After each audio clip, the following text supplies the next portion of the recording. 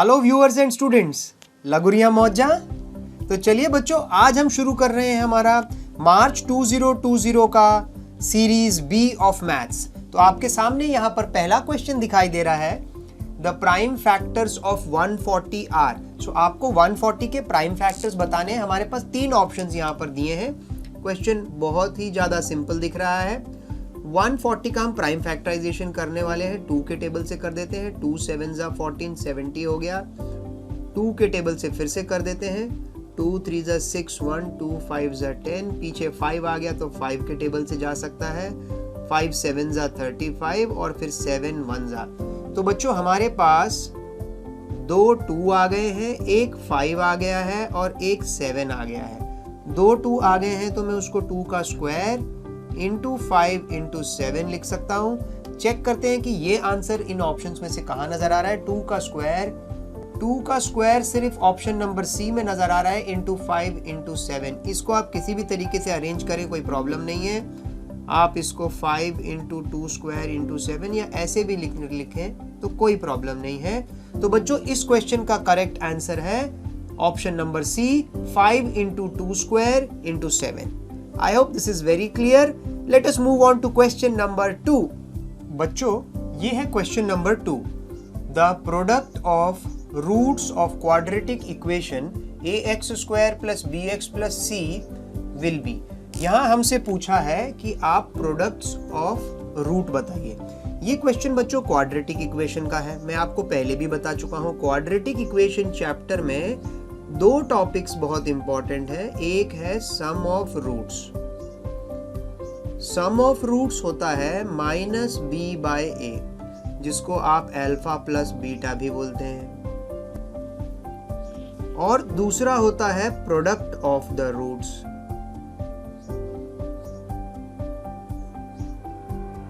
जिसको आप alpha beta बोलते हैं और जिसका फॉर्मूला होता है c/a। मैं आपको ये बार बार बताऊंगा। आप जितनी बार मेरे क्वेश्चंस देखेंगे, जितनी बार लास्ट ईयर के पेपर्स देखेंगे, सुन सुन के ही आपको याद हो जाएंगी ये चीज़ें। तो -b/a तो सम ऑफ द रूट्स का होता है। क्वेश्चन में प्रोडक्ट ऑफ द रूट चाहिए तो ये तो हो गया गलत। अच्छा, ऑप्शन नंबर सी देखिए, d/a। जब quadratic equation ax square plus bx plus c होता है, जिसमें d टर्म होता ही नहीं है, तो d/a तो हो ही नहीं सकता, तो ये भी हो गया कैंसिल। तो अगर आपको 2 कैंसिल हो गए और ये बचा c/a, product of the roots वैसे भी c/a होता है। मैं देखिए आपको ये नहीं बोल रहा हूँ कि आपने जब भी ये एग्जाम में करना है तो ये ऐसे ही करना है कि ये भी नहीं है, ये भी नहीं है तो शायद ये करेक्ट आंसर होगा, ऐसा नहीं है। ये क्या होता है, आपके कॉन्फिडेंस के लिए है कि आपको तीनों ऑप्शंस के बारे में पता है कि ये सही क्यों नहीं है, ये गलत क्यों है और ये सही क्यों है। जितना नॉलेज आपका ज़्यादा होगा हर ऑप्शन के बारे में, उतना क्वेश्चन करने में आपको आसानी होगी। सो इस क्वेश्चन का correct answer product of the roots b option c/a है। चलते हैं बच्चों हमारे नेक्स्ट क्वेश्चन की तरफ। Question number 3। बच्चों this is question number 3। Which of the following equation is a linear equation in 2 variable. इनमें से हमें चूज करना है कि लीनियर इक्वेशन इन 2 वेरिएबल कौन सा है। तो इसके पहले कि हम ऑप्शंस देखें, आपको इससे रिलेटेड कॉन्सेप्ट बता देते हैं। लीनियर इक्वेशन इन 2 वेरिएबल्स होता है ax plus by plus c is equal to 0।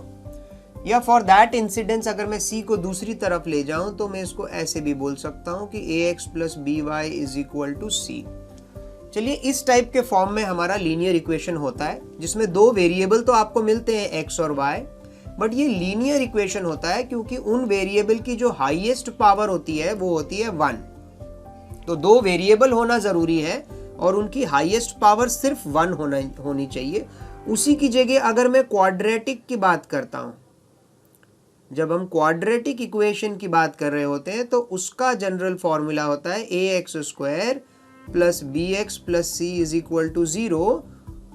तो वहां पर जो हमारे x की हाईएस्ट पावर होती है वो है 2। कहने का मतलब है जो पॉलिनोमियल की जो डिग्री होती है, डिग्री का मतलब जो हाईएस्ट पावर, पॉलिनोमियल की डिग्री होती है 2, तो वो क्वाड्रेटिक बन जाता है। चलिए चेक करते हैं। तो हम कोई भी क्वेश्चन करते हैं ना बच्चों, तो उसके आसपास लीनियर इक्वेशन है तो कल को हो सकता है क्वाड्रेटिक इक्वेशन से रिलेटेड कुछ हमें क्वेश्चन आ जाए। तो सिर्फ हमें एग्जैक्टली इसी पे फोकस नहीं करना है, इसके आसपास का जितना भी कॉन्सेप्ट है वो आपने लर्न करना है। तो आपने हर एक क्वेश्चन ध्यान से सुनना है, लिखना है। आप बाय द टाइम ये सारे सैंपल पेपर्स अटेम्प्ट करके जब आपका खत्म होगा, ईयर 2000, ईयर 2009, 2020, 2019 और 2018, तो बाय द टाइम आप देखेंगे कि आपका नॉलेज बहुत ज़्यादा इंप्रूव हो चुका होगा। You will get very good marks in the exam. तो चलते हैं ऑप्शंस चेक करते हैं। पहले ऑप्शंस में ही 2 वेरिएबल तो दिखाई दे रहे हैं, लेकिन एक वेरिएबल का पावर 2 हो गया है। लीनियर इक्वेशन में मैंने आपको बताया वेरिएबल का हाईएस्ट पावर 1 होना चाहिए, तो ये हो गया है कैंसिल बिकॉज ऑफ दिस 2। दूसरा इक्वेशन लेते हैं, इसमें x की वेरिएबल भी 1 है और y के ऊपर पावर भी 1 है, और ये मुझे सही लग रहा है। एक बार थर्ड इक्वेशन भी चेक करके देखते हैं। थर्ड इक्वेशन में y का पावर चला गया है 2, तो इसका डिग्री हो गया है 2, तो ये लीनियर किसी भी एंगल से नहीं रहा।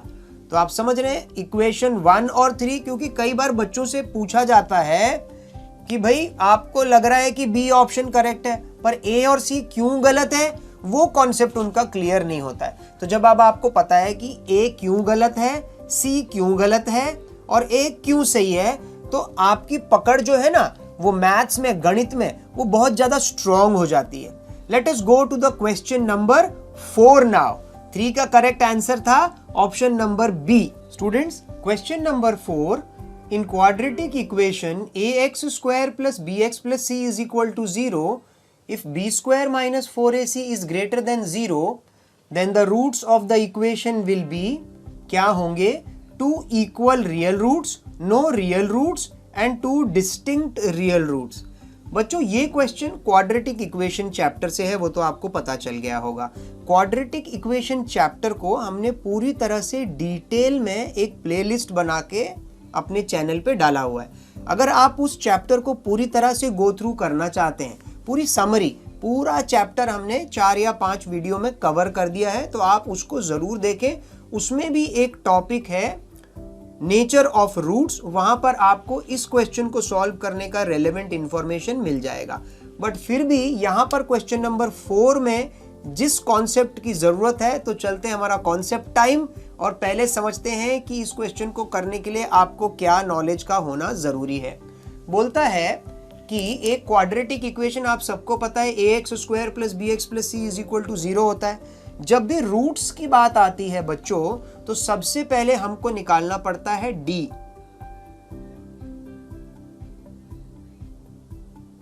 d बच्चों आपको पता होता है डिस्क्रिमिनेंट, और ये d ही वो है जो डिसाइड करता है कि एक पर्टिकुलर क्वाड्रेटिक इक्वेशन के इक्वल रियल रूट्स होंगे, नो रियल रूट्स होंगे या 2 डिस्टिंक्ट रूट्स होंगे। और d कैलकुलेट करने का फॉर्मूला देखिए इन्होंने यहां पर दिया हुआ है क्वेश्चन में, बी स्क्वायर माइनस 4ac। जब आप d की वैल्यू कैलकुलेट करते हैं डिस्क्रिमिनेंट की, बी स्क्वायर माइनस 4ac, तो आपके पास टोटल 3 ऑप्शंस आते हैं। अगर तो d की वैल्यू ग्रेटर देन 0 है,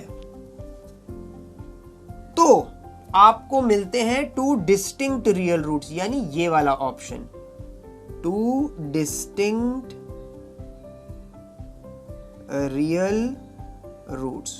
कहने का मतलब है आपको 2 आंसर्स आते हैं और दोनों अलग अलग होते हैं। अब दूसरा है, हो सकता है कि d की वैल्यू 0 हो। जब भी d की वैल्यू 0 होती है बच्चों, तो वो होता है 2 इक्वल रियल रूट्स वाली सिचुएशन। 2 रूट्स तो होते हैं बट वो दोनों इक्वल होते हैं। और तीसरी situation when d is less than 0, जब हमारा जो d है वो लेस देन 0 हो गया, ठीक है, d लेस देन 0 वाली सिचुएशन में होता है नो रियल रूट्स। ठीक है बच्चों, तो यहां जो सिचुएशन दी है वो बोलता है b square minus 4ac is greater than 0, यानी इन तीनों में से ये वाली सिचुएशन की बात हो रही है। जब d ग्रेटर देन 0 होता है तो उसके पास हमको मिलते हैं 2 डिस्टिंक्ट रियल रूट्स, सो तीनों ऑप्शन में से ऑप्शन नंबर सी बिल्कुल सही जवाब है। यहां बच्चों में एक चीज आपको पॉइंट आउट करना चाहूंगा, बहुत सारे बच्चे क्या करते हैं, लास्ट 3-4 साल के क्वेश्चन पेपर को रट लेते हैं। तो मैं ये सजेस्ट नहीं करूंगा, आप रटिए मत, आप आंसर्स जरूर याद कर लीजिए कि अगर ऐसा क्वेश्चन होगा तो मैं ये आंसर लिखूंगा। बहुत बार क्वेश्चंस रिपीट नहीं होते, लेकिन इसी टाइप के और क्वेश्चंस आते हैं। तो इसलिए मैं बार बार आपसे एक ही चीज एम्फेसाइज करता हूं, एक ही चीज पे ज्यादा जोर डालता हूं, और वो है कि आप अपने कॉन्सेप्ट को इंप्रूव करिए। किसी भी चैप्टर के अंदर ऐसे छोटे छोटे बहुत सारे कॉन्सेप्ट होते हैं, जैसे कि ये नेचर ऑफ रूट्स का कॉन्सेप्ट। अगर इतना सा नेचर ऑफ रूट्स का कॉन्सेप्ट आपको आ जाएगा समझ में, तो कल को अगर ये ग्रेटर देन 0 है तो 2 डिस्टिंक्ट रियल रूट, ये क्वेश्चन बदल के दे दिया इज इक्वल टू 0 तो आंसर आ जाएगा 2 इक्वल रियल रूट्स। और अगर क्वेश्चन दे दिया कि b² - 4ac is less than 0 तो option number b no real roots इसका आंसर हो जाएगा। आप समझ रहे हैं? तो सिर्फ इस क्वेश्चन पे फोकस ना करते हुए एक बड़ी पिक्चर देखा कीजिए कि इसके अलावा इस पर्टिकुलर टाइप के और कितने क्वेश्चंस बन सकते हैं, और अगर वो बनेंगे तो क्या मुझे इनसे रेलेवेंट जानकारी मेरे पास है, मुझे समझ में आता है, तो बहुत अच्छा है, मैं कल को भी बहुत अच्छे मार्क्स स्कोर कर सकूंगा। तो बच्चों ये था क्वेश्चन नंबर 4। चलते हैं क्वेश्चन नंबर 5 की तरफ। स्टूडेंट्स आ गए हैं हम क्वेश्चन नंबर 5 पर। In an AP a is equal to 5, d is equal to 3, an is equal to 50, then we have to find the value of n, और हमारे पास 3 ऑप्शन आंसर के दिए हैं। तो इसी चीज की मैं बात कर रहा था। अब अगर आप कोई अपनी रेफरेंस बुक या कोई गाइड या कोई लास्ट 5 ईयर या 3 ईयर सैंपल पेपर अगर आप उठाएंगे, जिसमें लास्ट 4-5 साल के क्वेश्चन पेपर्स और उनके आंसर भी सॉल्व करके दिए हैं, तो कई बार क्या होता है, इन क्वेश्चंस के नीचे डायरेक्टली आपको आंसर में एक आंसर लिख दिया होगा कि भाई ये इस क्वेश्चन का करेक्ट आंसर है, पर वहां पे एक्सप्लेन नहीं किया होगा, बहुत ही शॉर्ट में बस ऑप्शन नंबर कौन सा करेक्ट है वो लिख दिया होगा। तो यहां तो भाई आपको अगर और इसके बारे में पता करना है तो यहां सिर्फ रटने से चलेगा नहीं कि भाई इनमें से ये पर्टिकुलर आंसर रट लेते हैं, तो ऐसा नहीं चलेगा। तो इसका कॉन्सेप्ट को जब समझ में आएगा तब आप इस टाइप का कोई भी कल को क्वेश्चन अटेम्प्ट कर सकते हैं। तो चलते हैं, आई होप आपको मेरी बात समझ में आ गई होगी मैं क्या बोलना चाह रहा हूं। तो इस क्वेश्चन को सॉल्व करने के लिए एपी का हमें एक फॉर्मूला याद होना चाहिए, और वो है an is equal to a plus n-1d। तो बच्चों ये फॉर्मूला जब आपको याद होगा, इसमें कर देते हैं सब कुछ सब्स्टिट्यूट। an की जगह मैं 50 सब्स्टिट्यूट कर दूंगा, a की जगह मैं 5 सब्स्टिट्यूट कर दूंगा, d की जगह मैं 3 सब्स्टिट्यूट कर दूंगा, सब चीजें दी हैं। तो देखिए ये क्या बन जाता है, 50 is equal to 5 plus n-1 और d की जगह आ गया है 3। सो अब आपको क्या करना है, ये 3 के साथ, यहां बच्चे थोड़ी सी गलती करते हैं, ध्यान दीजिएगा, डिस्ट्रीब्यूटिव प्रॉपर्टी आपको यूज करनी है, 3 के साथ दोनों को मल्टीप्लाई करना है। तो 50 इज इक्वल टू 5 और 3 इंटू n हो जाता है 3n, माइनस 3 इंटू 1 हो जाता है 3। अब मैं क्या करता हूं, 5 को दूसरी तरफ, माइनस 3 को भी दूसरी तरफ, तो बन जाता है 50 माइनस 5 और plus 3 is equal to 3n। 50 में से 5 गया 45, 45 में 3 जोड़ दिया 48, तो आ जाता है 3n is equal to 48। n की वैल्यू निकालने के लिए 48 को 3 से डिवाइड करना पड़ेगा। 3 1 जा 3 1 और 3 6 जा 18। तो बच्चों यहाँ n का वैल्यू हमें आ गया है 16। चेक करते हैं कौन सा ऑप्शन करेक्ट है। ऑप्शन ए गलत है, ऑप्शन बी में -16 दिया है तो वो भी गलत है, ऑप्शन नंबर सी 16 इस क्वेश्चन का सही जवाब है।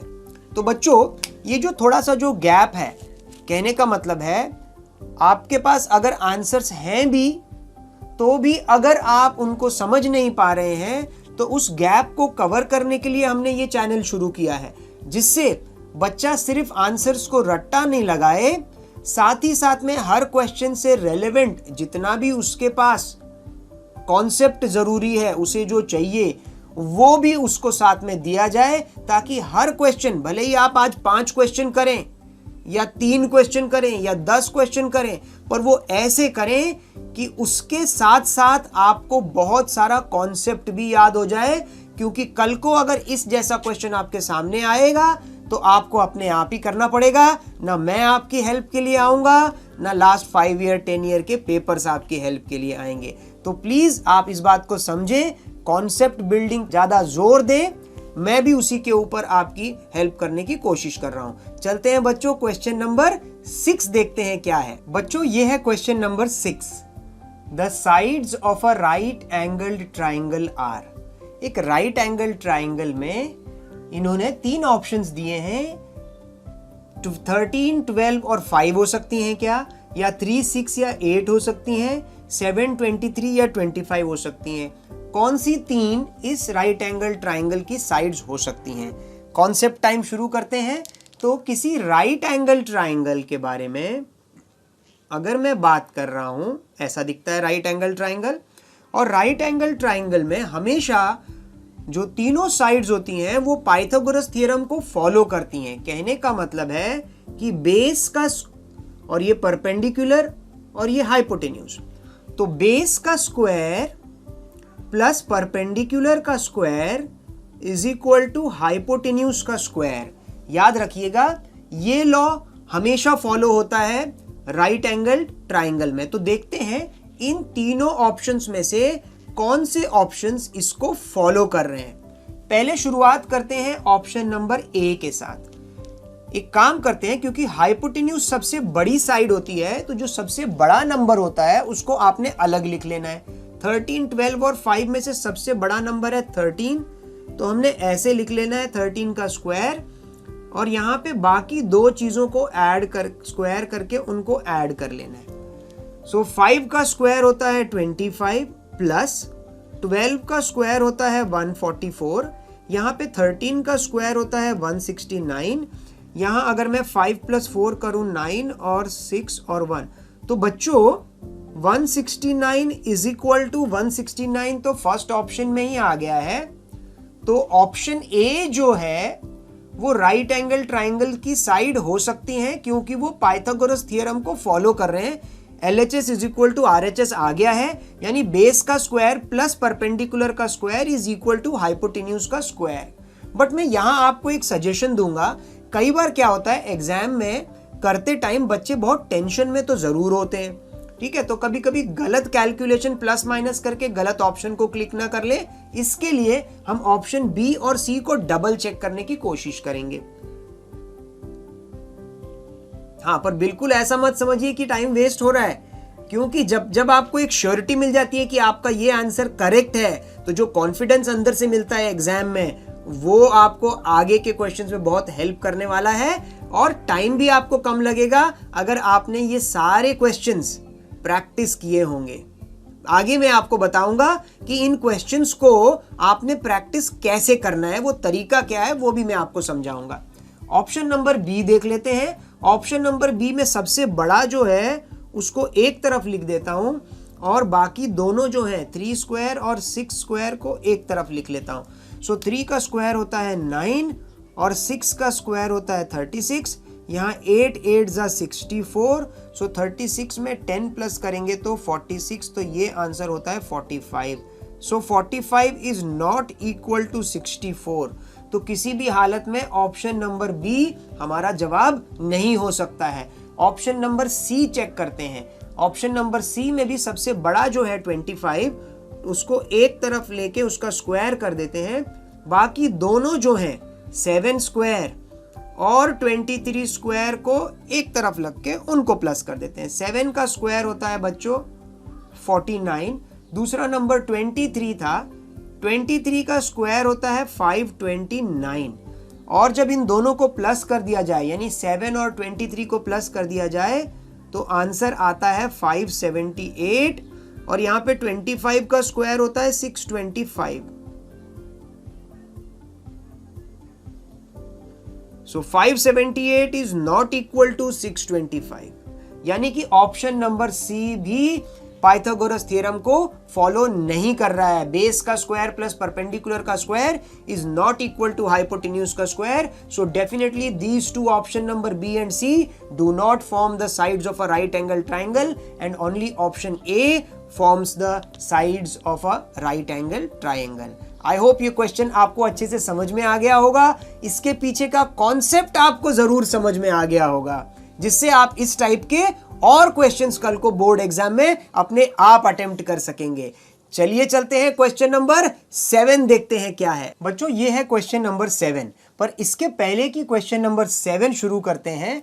एक छोटी सी क्वेरी है बच्चों की। बच्चे पूछते हैं सर आप क्वेश्चन पेपर सॉल्व करके डाल रहे हैं, हम देखना भी शुरू कर रहे हैं, लेकिन इससे सही फायदा उठाएं कैसे? तो आपको यहाँ पे मैं एक सजेशन दूंगा कि जैसे ही आप एवरीडे, देखिए पहले तो आपको मैथ्स करना है, ठीक है। एवरीडे आपको 2 क्वेश्चन, 4 क्वेश्चन, 5 क्वेश्चन, 10 क्वेश्चन जितने आपसे बन पड़ते हैं उतने आपने रेगुलर करने हैं। रेगुलर वो बहुत जरूरी है, कंसिस्टेंट एफर्ट बहुत जरूरी है। रोज अगर आपने 5-5 क्वेश्चन भी किए तो 35 करीब 150 और 2 महीने में मिला करके 300 के क्वेश्चन आप ऐसे ही अटेम्प्ट कर लेते हैं मिनिमम। अच्छा, पहली चीज तो ये आपने याद रखनी है। दूसरी चीज आपने अटेम्प्ट कैसे करना है वो आपको बताता हूं। आपके सामने जैसे ये क्वेश्चन आएगा आपने वीडियो को कर देना है पॉज, ठीक है, और अब आपने इस क्वेश्चन को अटेम्प्ट करके देखना है। पर ये सिर्फ उन बच्चों के लिए बोल रहा हूं जिन बच्चों ने थोड़ी बहुत पढ़ाई करी है साल में, जिनको ये क्वेश्चन के आंसर सॉल्व करना आते हैं। उन्होंने क्वेश्चन देखना है, नोटबुक लेनी है, नोटबुक में ये क्वेश्चन लिख देना है और इसका करेक्ट आंसर अपने आप से सॉल्व करना है। और जब आंसर सॉल्व हो जाए तो आपको पता भी चलना चाहिए कि आपका आंसर सही है कि गलत है। तो उसके लिए आपने फिर से वीडियो को ऑन करना है और जब मैंने एक्सप्लेनेशन दूंगा तो उसके साथ आपने अपना आंसर मैच कर लेना है। और इसी तरीके से आपने सारे सैंपल पेपर्स करते जाने हैं, ठीक है। ये है उन बच्चों के लिए जिन बच्चों को पहले से थोड़ा बहुत आता है। अब ऐसा भी हुआ है कि because of this covid school खुले ही नहीं है, ट्यूशन क्लासेस भी बंद थी और अब जाकर के हमारे सर पे एग्जाम भी खड़े हो गए हैं 2 महीने में। तो अब इन 2 महीनों में वो बच्चे जिन्होंने बिल्कुल भी कॉन्सेप्ट बिल्डिंग का काम नहीं हुआ है, पढ़ाई बिल्कुल नहीं हुई है, उन्होंने क्या करना है? उन्होंने वीडियो को पॉज नहीं करना है, उन्होंने पहले वीडियो प्ले करना है।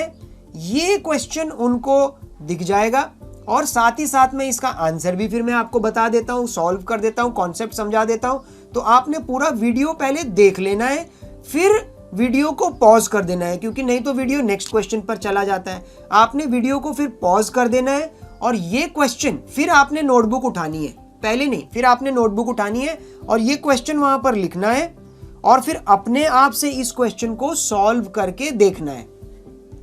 आप समझ रहे हैं मैं क्या बोल रहा हूं? आपने पहले देख लिया, कॉन्सेप्ट समझ लिया, अब उस क्वेश्चन को दोबारा अपने आप से बिना देखे बना करके देखना है। तो एक बार आपने सुबह जब ये वीडियो देखा तब एक बार आपने क्वेश्चंस बनाने हैं और शाम को एक बार फिर से सिर्फ यही क्वेश्चन लेकर के आपने दोबारा उनको अपने आप से बना करके देखने हैं। बच्चों बिना हार्ड वर्क के सक्सेस नहीं मिलने वाली, मैं आपको बता रहा हूं, वो तो आप लिख करके ले लीजिए। मार्क्स अपने आप से नहीं आएंगे, मेहनत तो आपको करनी पड़ेगी। हम यहाँ पर पे आपको मेहनत करने में आपका सहारा बन सकते हैं, आपको हेल्प कर सकते हैं, ठीक है। हमारा एक्सपीरियंस जो है उसका हेल्प आपको मिल सकती है। तो मैंने आपको बता दिया दोनों टाइप के बच्चों के लिए, वो बच्चे जिनको ये सब आता है वो वीडियो पॉज करेंगे क्वेश्चन के बाद और फिर अपने आप से सॉल्व करेंगे और बाद में आंसर चेक करके देखेंगे, और वो बच्चे जिनको बिल्कुल नहीं आता वो पहले ये पूरा वीडियो देख लेंगे और उसके बाद जब उन्हें समझ में आ जाएगा तो वीडियो पॉज करके फिर बिना देखे नोटबुक में जरूर से जरूर लिखेंगे। इसको आपने बिल्कुल भी एपिसोड की तरह नहीं देखना है, ये एपिसोड्स नहीं है, ये एंटरटेनमेंट पर्पस के लिए नहीं है, आपको ये समझना है। एंटरटेनमेंट में क्या होता है, चैनल चलता रहता है, सीरियल आते रहते हैं और हम देखते रहते हैं। ये बच्चों एजुकेशनल चैनल है, आपकी पढ़ाई से रिलेटेड चैनल है, आपको मैथ्स में हेल्प मिल सके, आप 10th स्टैंडर्ड के बोर्ड एग्जाम आसानी से क्लियर कर सके, कॉन्फिडेंस आपका बिल्डअप हो, उसके लिए हमने ये चैनल शुरू किया है। ये सब चीजें हमारे पास हमें अवेलेबल नहीं थी जब हम स्टैंडर्ड 10 में थे, पर आप लोगों के लिए अब ये फैसिलिटी अवेलेबल है। एंड बिकॉज ऑफ दिस कोविड-19 ये जो सिचुएशन जो क्रिएट हो गई है, तो इसमें मैं चाह रहा था कि कुछ हमारे अपने हिमाचल के बच्चे, और अगर इस वीडियो को हिमाचल और आसपास के दूसरे स्टेट्स के बच्चे भी अगर देख रहे हैं तो वो भी इसका फायदा जरूर से जरूर उठाने की कोशिश करें, और कमेंट्स में भी बताएं कि आपको और किस टाइप के वीडियोस इसमें चाहिए जिससे आपको हेल्प हो सकती है। मेरा मेन पर्पस है आपको हेल्प करना और एक सही रास्ते की तरफ गाइड करना, आपका कॉन्फिडेंस बिल्ड करना। चलते हैं क्वेश्चन नंबर 7 समझते हैं। The common difference of an AP.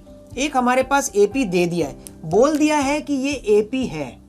अब जब कोई सीक्वेंस एपी होती है, अरिथमेटिक प्रोग्रेशन होती है, तो उसमें एक कॉमन डिफरेंस जरूर होता है, और वही इन्होंने बोला है कि कॉमन डिफरेंस बताओ। तो आपको पता है जब भी हमें कोई एक सीक्वेंस दी जाती है, अरिथमेटिक प्रोग्रेशन अगर वो होती है, तो हमें याद रखना है a2 minus a1 will be equal to a3 minus a2 and so on। तो a2 minus a1, तो अब इसमें से a2 बच्चों ये है, ये a1 है, ये a3 है, और यहाँ पे a4 है एंड सो ऑन, उनकी हमें जरूरत नहीं है। सो a2 minus a1 करके देखते हैं, यानी कि यहाँ 1 minus 3 लिख करके देखते हैं, और क्रॉस चेक करने के लिए मैं a3 minus a2 भी कर लूंगा। a3 minus a2 है -1 माइनस ऑफ 1। यहां मैं आपको बता दूं, थोड़ा सा एग्जामिनर हमें ट्रिक करने की कोशिश कर रहा है, क्योंकि वो कुछ ऐसे नंबर्स दे रहा है जिनमें नंबर में भी माइनस का साइन है। तो कई बार बच्चे माइनस इंटू माइनस 2 बार नहीं करते हैं, एक माइनस को भूल जाया करते हैं, पर आप वैसा नहीं करेंगे। मुझे पता है आप स्मार्ट बन चुके हैं, और आप अब एग्जामिनर को टक्कर दे सकते हैं कि भाई देखते हैं आप किस टाइप से क्वेश्चन दे करके हमें फंसाने की कोशिश करते हैं। 1 minus 3 का आंसर कितना आ जाएगा बच्चों? -2 आ जाएगा। जब दो नंबर को माइनस करना होता है और साइन बड़े वाले नंबर का लगता है, तो -2।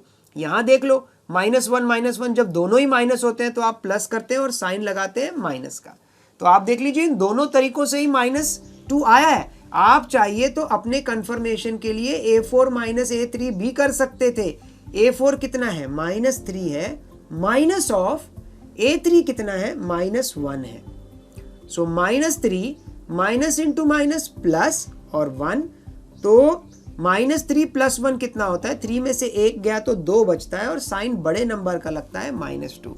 तो आप कोई भी सिचुएशन ले लीजिए, a2 minus a1, a3 minus a2, a4 minus a3, ये AP है। इसका मतलब ही ये है कि इसमें कॉमन डिफरेंस होगा बिल्कुल सेम। सो कौन सा ऑप्शन? ऑप्शन नंबर A गलत, ऑप्शन नंबर B सही, ऑप्शन नंबर C गलत। तो आपको समझ गया होगा A और C -2 नहीं है तो वो गलत है, और ऑप्शन नंबर B इस क्वेश्चन का सही जवाब है। चलते हैं बच्चों, देखते हैं क्वेश्चन नंबर 8 में एग्जामिनर ने हमें किस तरीके से फंसाने की कोशिश करी है और हम उसमें से कैसे निकल पाएंगे। बच्चों दिस इज क्वेश्चन नंबर 8, ये है question number 8। Trigonometric identity. Trigonometric identity ये आते ही आपने वीडियो को कर देना था पॉज, और आपको पता है ट्रिग्नोमेट्रिक आइडेंटिटीज कितनी हमारे पास आइडेंटिटीज है? 3 आइडेंटिटीज हमारे पास हैं। पहली जो ट्रिग्नोमेट्रिक आइडेंटिटी है वो है sin² a + cos² a = 1। ठीक है, इसमें से 2 और आइडेंटिटीज पैदा हो सकती हैं। एक 1 + 1 - cos² a = sin² a, एक 1 - sin² a = cos² a। एक दूसरी आइडेंटिटी जो हमारे पास दी गई है वो दी गई है 1 + tan² a = sec² a। तो आप देखेंगे इसको भी फिर मॉडिफाई किया जा सकता है, 1 को यहां छोड़ करके tan² को दूसरी तरफ ले जाया जा सकता है, तो बन जाएगा sec² a - tan² a = 1। या फिर आप चाहें तो sec² a को यहां और tan² a को यहां ले जा सकते हैं। तो इस तरीके से हर एक आइडेंटिटी से टोटल मिला करके 3 चीजें निकल सकती हैं, एक ये खुद और 2 और, इसमें से भी ये खुद और 2 और। पर बेसिकली अगर आपको ये याद रहेंगी, ये एक थर्ड वाला भी देख लेते हैं जो था 1 + cot² a = cosec² a। इसमें से भी 2 निकल सकती हैं, एक है 1 + cot² a = cosec² a। एक में मैं एक काम करता हूं, cot² a को यहीं रहने देता हूं और 1 को दूसरी तरफ ले जाता हूं, तो ये बन जाएगा cosec² a - 1। अच्छा, एक मैं और कर सकता हूं, जब मैं सिर्फ 1 को इस तरफ छोड़ता हूं और कॉट स्क्वायर ए को दूसरी तरफ ले जाता हूं, तो वो बन जाएगा cosec square a minus cot square a is equal to 1। अब देखते हैं हमारे ऑप्शंस क्या दिए थे। Cosec square a minus cot square a, तो मुझे तो ये यहां पर दिख रहा है इज इक्वल टू 1, तो ऑप्शन नंबर ए हमारा सही जवाब है। अब देखिए पहले की तरह बाकी ऑप्शंस पे भी एक बार नजर दौड़ाते हैं। ऑप्शन नंबर बी 2 है। आपको पता होना चाहिए कि किसी भी आइडेंटिटी में कहीं पर भी 2 शब्द यूज ही नहीं किया जाता है, हर जगह 1 ही यूज हो रहा है। तो 1 या ज्यादा से ज्यादा -1, पर 2 तो बिल्कुल नहीं ना, तो 2 इसका गलत जवाब है। अच्छा, अब यहां पर देखिए sine square a plus cos square a 1 is equal to 1, यहां पर भी 1, यहां पर भी 1, यहां पर भी 1। तो बच्चे बोलेंगे सर -1 क्यों नहीं हो सकता? -1 के टर्म्स में हम नहीं लिख सकते हैं क्या? हम लिख सकते हैं। अगर मैं इसी क्वेश्चन को, आप ध्यान दें, इसी क्वेश्चन को मैं क्या करता हूं, 1 को ले जाता हूं दूसरी तरफ, तो वो बन जाएगा -1, और कोसेक स्क्वायर ए को यहां लेकर के आता हूं तो वो बन जाता है cot square a minus cosec square A. So cot square a minus cosec square ए का वैल्यू अगर होता तो वो होता -1, पर क्वेश्चन में cosec square a minus cot square ए इसका उल्टा है, तो वो है 1, तो ऑप्शन नंबर सी भी गलत है। पर याद रखिए इसको रट्टा नहीं मारना है, नहीं तो बच्चे बोलेंगे हाँ सर ने पढ़ाया था आइडेंटिटी में कभी भी 1 होता है तो 1 को टिक कर दो, और एग्जामिनर हमारे साथ गेम खेलेगा। अगला जो क्वेश्चन वो आपको देगा, जो इस साल का जो पेपर आपको देगा, उसमें वो cosec square a minus cot square ए नहीं देगा, cot square a minus cosec square ए देगा, और यही 3 ऑप्शन दे देगा। और बच्चे जल्दी जल्दी में बोलेंगे 2 तो गलत था, सर ने बोला था 1 होगा, तो 1 टिक करके आ जाएंगे और बाहर आकर के सर पीटेंगे, बोलेंगे भाई हमारा आंसर हो गया गलत। तो मैं आपको बोल रहा हूं कि जो भी आपको आइडेंटिटी जिस भी फॉर्म में दी है वो आपने अच्छे से क्रॉस चेक करनी है, और तब तो यानी कि 1 भी हो सकता है और कभी कभी -1 भी हो सकता है, डिपेंड कर रहा है कि वो आइडेंटिटी को उन्होंने कैसे रीअरेंज करके लिखा हुआ है।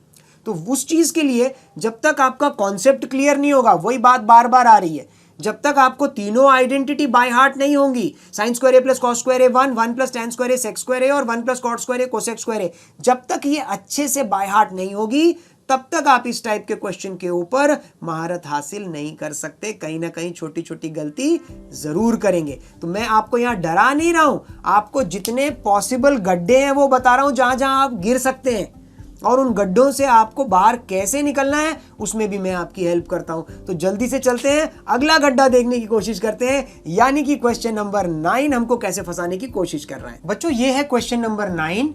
If the perimeter and area of a circle are numerically equal, कहने का मतलब है 2 चीजें यहां बोली जा रही हैं, पेरीमीटर और एरिया सर्कल का, तो उनका फॉर्मूला हमें आना चाहिए, और वो दोनों इक्वल बोला गया है।